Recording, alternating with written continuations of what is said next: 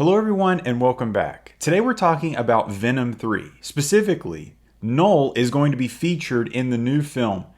But hold your horses. Donny Cates and Ryan Stegman, the creators of KNULL, the symbiote god, are apparently not getting a penny for this.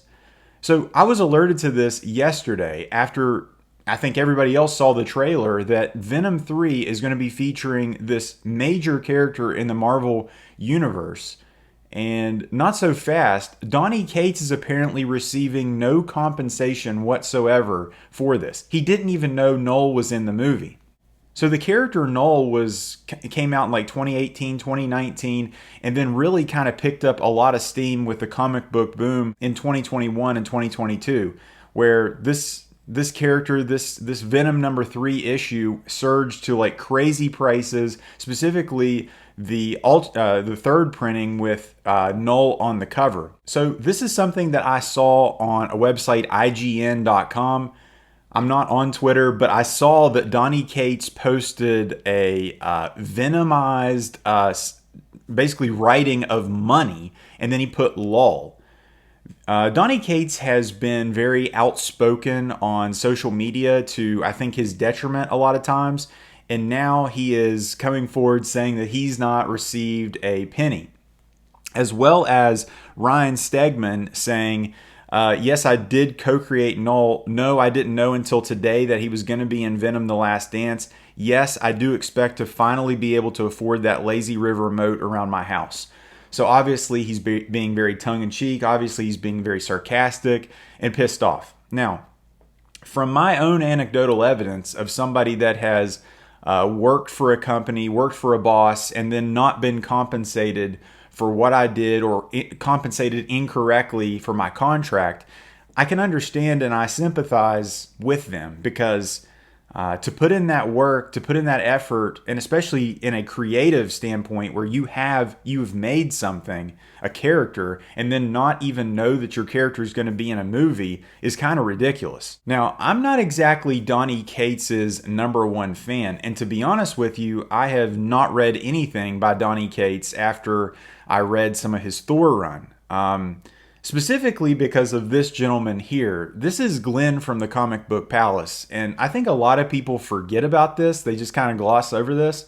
When Glenn kind of went on that epic rant talking about comic book creators and how they are injecting themselves into their work, Donny Cates harassed and made claims against Glenn, insulting his appearance, as well as like these other comic book creators. Donny Cates is one of these guys that he's kind of like a bully. He's kind of like an internet bully, and he's a big shot. And I think he kind of completely missed the boat here, where Glenn is a guy that owns a comic book shop, has ran a comic book shop for years, puts his crap comics up on his wall to sell. The only way these comic books are selling are because of guys like Glenn. And Donny Cates just completely forgot about that. So to say that I'm a Donny Cates fan, no, not even close. But jumping back into the KNULL, the symbiote god creation, a lot of these writers and artists, this is not unheard of. A lot of these guys come into the game, they're new, they're fresh, they're signing these contracts with Marvel and DC, and there's this idea that it's like, oh man, I'm gonna write on my favorite book, I'm gonna write Venom, I'm gonna write Thor, I'm gonna write Thanos, whatever the case may be. And then it gets to something like this, where you get famous, you make something that gets on the big screen or something, and then it's like, hey, where's my money? Well, the thing is when you sign with Marvel, DC, and you make product, you make IP for them, that's their IP. That disillusionment of like you being a creator, you being somebody independent, no, they own your ass. This is very, we've already known this because of Jim Starlin and Thanos. Thanos being possibly the biggest, most famous villain in any comic book movie series ever. Jim Starlin, to my understanding, has still not received anything. And there was all this big litigation with that as to when he was going to get paid, if he ever did get paid. So To think that Donny Cates doesn't know this is kind of naive at this point. So the whole wildest part about all of this is the fact that you have this major character, KNULL, the symbiote god, basically the origins of Venom and the symbiote, one of the most famous and beloved characters in Marvel. And then you just kind of like shoehorn in this idea in the very last, seemingly the last movie, because it's called Venom: The Last Dance. This is a character that many fans thought there was going to be like a significant build up to. They thought that, you know, KNULL was going to be somebody that they build on, kind of like a Thanos big bad, or even like a Doctor Doom, or somebody big. But no, he's just going to be thrown in here like a throwaway character, seemingly, in a movie that, I mean, just from the previews, it just does not look good. I mean, I mean, the Venom movies are very much just like popcorn flicks, where it's just, you know, you're just sitting there and you're just taking it all in. You know, it's not building to anything. It's no big world building or anything. It's just kind of like there. And this is very evident that we kind of get like this, I don't know, this profile shot of KNULL, and then his name is actually said in the preview, but it's like, that's it? That's all we're getting? It was kind of crazy. Making these statements on social media and like, you know, these kind of like passive aggressive shots, especially because I think Donny Cates is still working for Marvel as far as I know. I know he was like the darling. Like, I mean, he, you know, they wanted him on every title. You know, his books were selling because it was, you know, pandemic time where, you know, speculation was like out the ass. But like this is, I mean, is he even like relevant now? I don't even know. And the fact that he's having to take to social media and get 11,000 likes, which is kind of depressing, and just says money.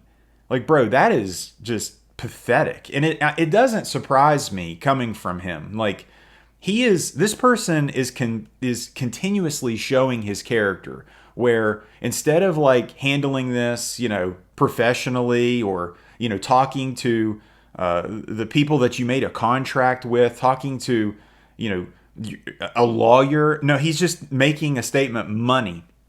And then Ryan Stegman, his partner in crime,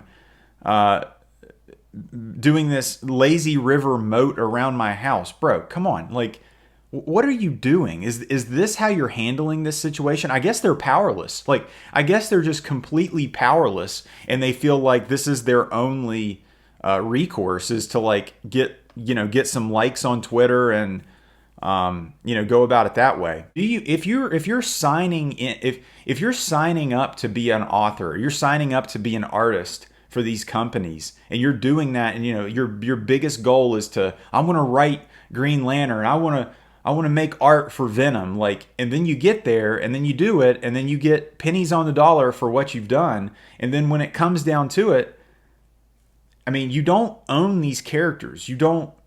Donny Cates is not bigger than Venom. Donny Cates, you know, to get your Venom comic signed by Donny Cates that he wrote, yeah, that's something. But like, Donny Cates didn't create Venom. He didn't legitimize Venom. He didn't do any of that. He's just another creator. Venom will live on long past Donny Cates, as well as any of these characters. Superman, Batman, you know, the greatest of all time, you know, Bob Kane, Siegel, Finger, all those guys, they'll be long forgotten, and Batman and Superman will live on. And a lot of these guys, they have real problems with that. Like, they can't handle the thought that they don't matter, that they aren't important, which, you know, they are creators, but you don't own this stuff. Like, it's bigger than you. Guys, what do you guys think? If at any point in time you like this video, give it a thumbs up. And if you like this video, subscribe for more. Take care.